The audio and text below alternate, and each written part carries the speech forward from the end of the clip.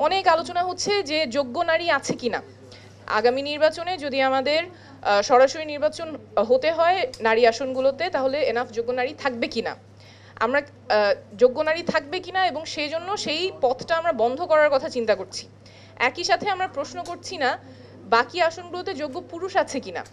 এই টেবিল থেকেই কিন্তু আসছে যে যোগ্য পুরুষও হয়তো নাই প্রার্থী হিসেবে দাঁড়ানোর জন্য, কিন্তু তখন আমরা চিন্তা করছি না তাহলে ওই পদটা কি বন্ধ করব, বন্ধ হবে, সেটা আমরা চিন্তা করছি না। আমরা বলছি না ওইটা থাকবে, ওই সিস্টেমটা বলবৎ থাকবে, কিন্তু আমার এখানে যোগ্য নারী আছে কিনা সেটা চিন্তা করার সাথে সাথে আমরা চিন্তাও করছি না যে আমি চান্সটাও দিব না। সো আমাদের এই কনটেক্সটটা একটু রিথিঙ্ক করার অনুরোধ থাকবে।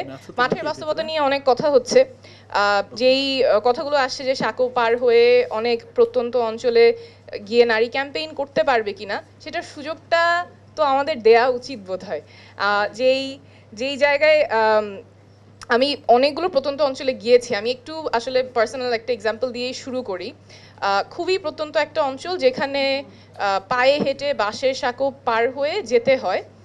তো ওখানে রাস্তাটা নাই, সে কারণে এলাকার মানুষের সাথে কথা বলছিলাম, একটা উঠান বৈঠকের মতো, আশেপাশে যারা আছেন তারা এসেছিলেন এবং আমি চেষ্টা করছিলাম যে নারীরা যারা আছে তারাও যাতে এসে কথা বলেন, বাট বাস্তবতা প্রথমে সেটা আয়োজন করে পুরুষরাই, ওনারাই কথা বলেন, ওনারা রাস্তার কথা বলেছেন। তার পাশাপাশি যখন নারীরা কথা বলছিলেন, ওনারা বলছিলেন যে রাস্তা নাই, সেটার জায়গাটাতে একটা ডোবা হয়েছিল। সো ডোবাটাতে তাদের ভয় ছিল যে ছোট বাচ্চারা পড়ে যায় এবং অ্যাক্সিডেন্ট হতে পারে, কয়েকবার ওদের উঠায় নিয়ে আসতে হয়েছে। তো ওদের অনেক সতর্ক থাকতে হয় যে এই জায়গাটাতে যাতে অ্যাক্সিডেন্ট না হয়, এটা কিভাবে বন্ধ করবে। তো ওই প্রত্যন্ত অঞ্চলের নারীরাই কিন্তু আশেপাশ থেকে চাঁদা তুলে সেই ডোবাটা কিভাবে কভার করা যায় সেটা ওনারা করেছেন এবং ওনারা মনিটর করেন। সেই বালি যে দিয়ে ওনারা কভার করেছেন সেটা আবার পানি দিয়ে রাখতে হয় যাতে বালিটা সরে না যায় এবং ওই ডোবায় যাতে বাচ্চাগুলো পড়ে অ্যাক্সিডেন্টের শিকার না হয়।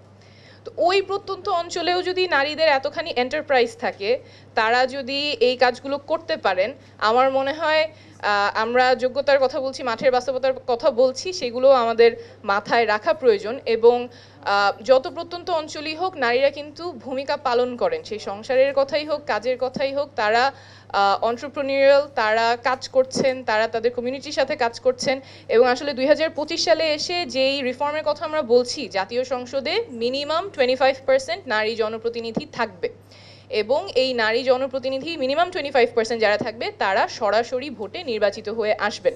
আসলে আমাদের আজকের 2025 সালের বাস্তবতায় এটা কিন্তু খুব বড় চাওয়া হওয়ার কথা না একটা গণঅভ্যুত্থান পরবর্তী বাংলাদেশে।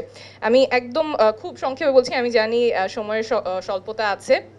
আমাদের যে বর্তমান পদ্ধতি আছে যেখানে সংরক্ষিত নারী আসনে মনোনয়নের মাধ্যমে নারী জনপ্রতিনিধি আসেন, জনগণের ভোটের মাধ্যমে না, সেটার কয়েকটা খুব গুরুত্বপূর্ণ সমস্যা আছে। আমি শুধু তিনটার কথাই বলছি।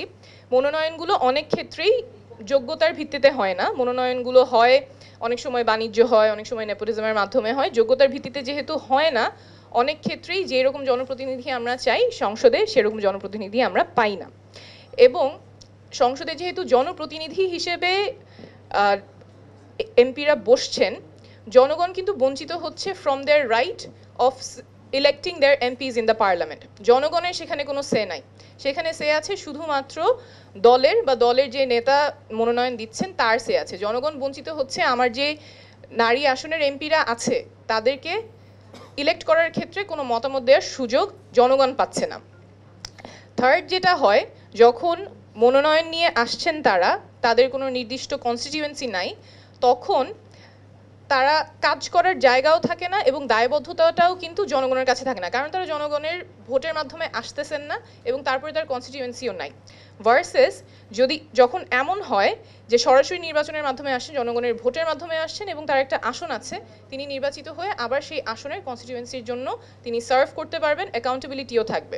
সো কারেন্ট বাস্তবতায় যেটা হচ্ছে, যেহেতু দলের মাধ্যমে মনোনীত হয়ে আসছে, দলের কোনো নেতার মাধ্যমে মনোনীত হয়ে আসছে, দায়বদ্ধতাটা দলের প্রতি থাকে, যেই নেতার কাছ থেকে মনোনয়ন আসছে তার প্রতি থাকে, জনগণের প্রতি দায়বদ্ধতাটা থাকে না। এবং এখানে বঞ্চিত হচ্ছে জনগণ, বঞ্চিত হচ্ছে আমাদের সংসদ, বঞ্চিত হচ্ছে এবং নারী সাংসদরা যারা যাচ্ছেন, যারা এখানে শুধুমাত্র প্রেজেন্স হিসেবে থাকছেন, তার না থাকছে পাওয়ার, না থাকছে অ্যাকাউন্টেবিলিটির জায়গা, সেখানে কিন্তু আসলে আমরা যেই ধরনের রিপ্রেজেন্টেশন চাই, যেই ধরনের অ্যাকাউন্টেবিলিটি চাই, যার ফলে আমাদের ডিরেক্ট ইলেকশন বাকি যে 300টা আসন সেখানে নারীরা চলে আসবে, যে কারণে আমরা পজিটিভ অ্যাকশনটা করি, সেই সিস্টেমটা আমরা এই কারেন্ট ব্যবস্থার মাধ্যমে করতে পারছি না।